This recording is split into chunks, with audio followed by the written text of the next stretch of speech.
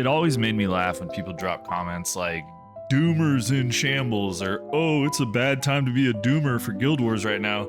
Like, my brother, I am a professional. So I know everybody's still riding the high of the recent communication we've received. Sure, Guild Wars 3 is coming out and everybody's speculating. Everybody's getting excited about what the possibilities are. And the truth is, many people are talking just to talk, including me. My last video, I was just spitballing on what I think would be good for the gameplay elements of the game. Some people brought up Destiny 2, others Monster Hunter Wilds, and I'm with you guys. We are on the same page on a lot of those takes. In the world of imagination, Guild Wars 3 can be anything, and it's fun to dream, ain't it? It could be our perfect game. Well, unfortunately, Guild Wars 3 doesn't exist yet, and until we get more information on what all of that stuff means, we really can't make any accurate predictions. But fortunately, we heard about more than just Guild Wars 3. We heard about the future of Guild Wars 2. And before I talk about that, I need to cover a few caveats here to help you prepare for what type of video you just clicked on. First off, thank you to everyone who decided to hit subscribe on my last video, and I would really appreciate it if more people would hit subscribe on this video, and while you're at it, hit the like button. It's right next door. I am trying to get to 10K subs, and that last video really helped out a lot, so thank you guys for your support. But the first caveat for this video is that I absolutely love Guild Wars. I've spent 24,000 hours in both games. So to say that I'm just a doomer is untrue.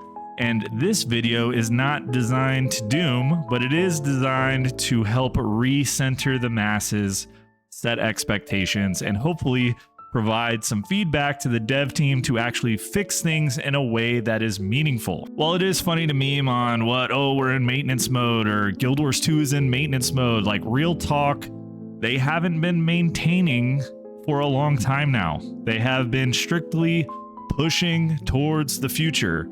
There is no second passes, and I feel like this opportunity that we have this year, after the end of Visions of Eternity, really is the one big opportunity that we have to fix the game. So, time for the bad news.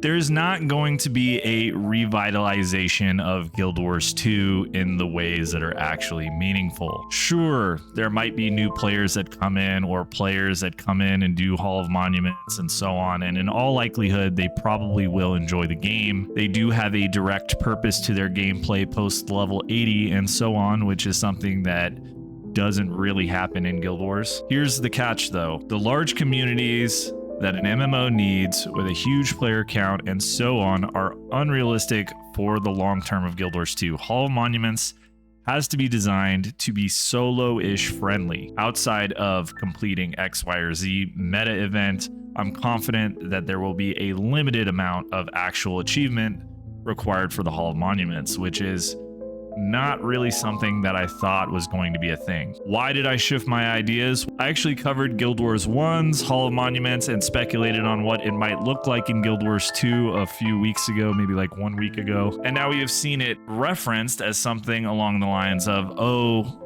the Guild Wars 2 Hall of Monuments is going to be Seasons of the Dragons 2.0 from the devs themselves, complete with the staggered rollout, which is what happened the first time. And that's fine. I would like to see some of the heavy hitters in here come complete a Generation 1 Legendary, complete an Oreen Legendary variant, complete a Raid Wing.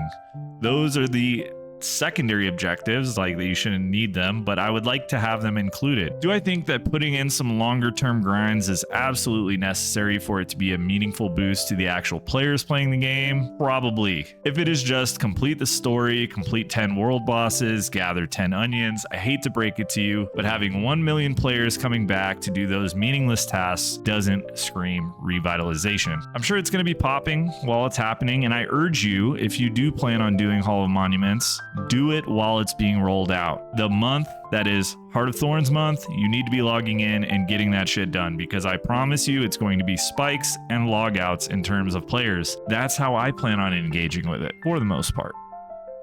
So we got one more bad topic, and then I will get to the good topic and how we clean this up as a whole. But the second major irritation is the "we will continue getting expansions" cope that people are hanging their hat on, which my last 10 topics covering the recent coverage of these little mini expansions kind of bury the lead on where I'm going, but we still have critical issues with the mini expansion model. Primarily, it's related to the design space and innovation, and then subsequently the reward structures and the thinning player base. You see, Guild Wars 2 doesn't have a gear treadmill. We have a map treadmill. And let me give you some more firm examples. We have introduced 3 maps in Soto, 4 maps in Janthier, and now 3, soon to be 4 in Visions of Eternity. That's 10 plus maps. How many of them are regularly populated? I know that they all are at first. The first week of the map, it's usually popping off until everybody gets their achievements, gets their first clear, or gets the new meta done or whatever, figures out if there's anything valuable or any farms that exist that are associated with it, and then they log out or they leave to one of the other maps. Maybe they're doing a meta train between Core and Living World. Maybe they're doing Fractals. Maybe they're doing something else. Combine this with the lack of novelty with what I referred to as design space problems, and we see that ArenaNet has to rework their model, at least a little bit. Because, well, we are running out of shit to add to the game. This is my biggest tell for Guild Wars 3 from jump, like 2 years ago. Like, how many more elite specs can we introduce? How many of them have a unique feel to them? Like, every class already has a shroud.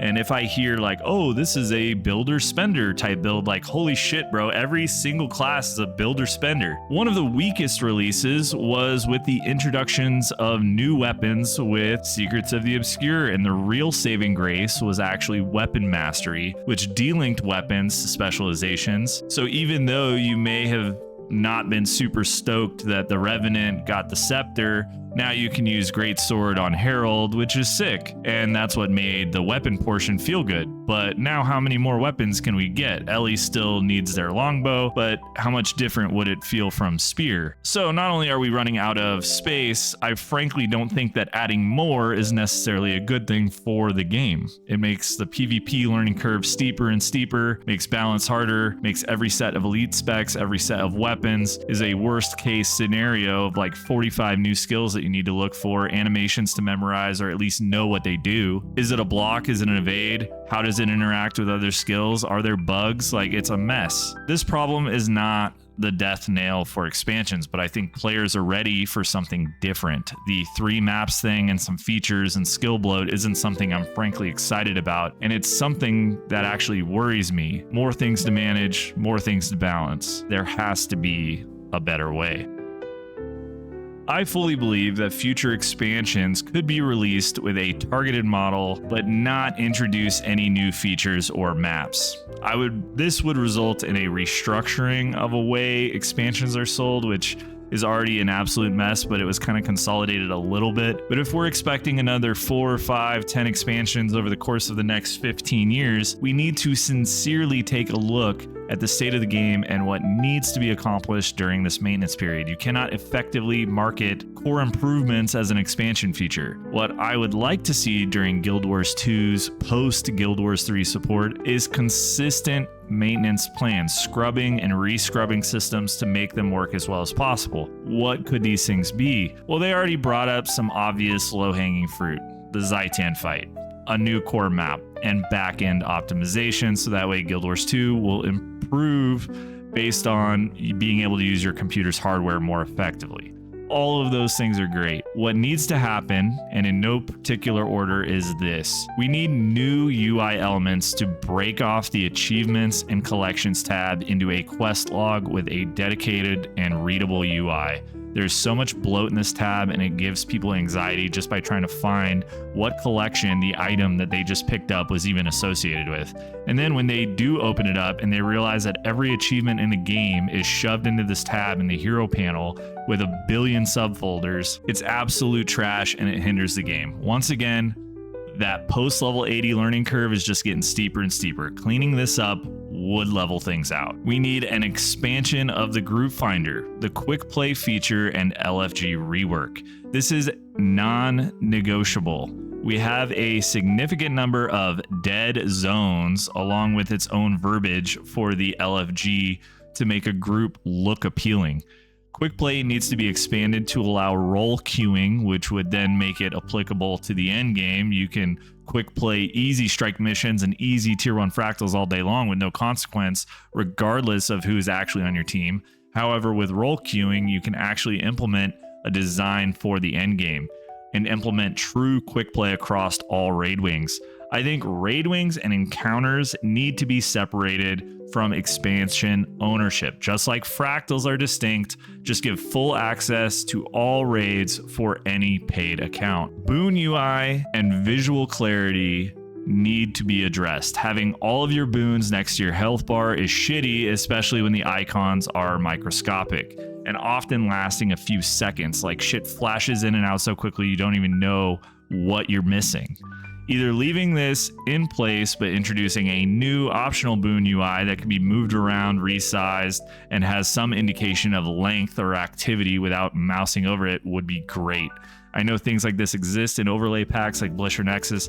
However, we need something in-game that serves this purpose. Visual clarity is something that was attempted to be addressed through some of the recent culling features in the game. Unfortunately, they became almost useless for anyone who isn't a complete casual because it culls out players' AoEs and enemy AoEs. This is something that is good in concept, but since it's broken, it becomes unusable. There needs to be ways to whitelist and blacklist individual effects, and if that's what it takes to make this feature actually function properly, because not being able to see boss effects is obviously game breaking, but not being able to see any ally fields is also unfortunate. The fields and combo skills element of Guild Wars 2 is one of the most unique and fun mechanics to play around, yet it's such a pain in the ass to try to figure out what field you're actually standing in and what's actually going to be triggered in large scale fights, which is what Guild Wars 2 is geared around. That's like the direction they're heading, is like large scale MMO stuff. We need some indicator, be it an icon that you can toggle or something along those lines that tells you what kind of combo field you are currently standing in at the very least. Like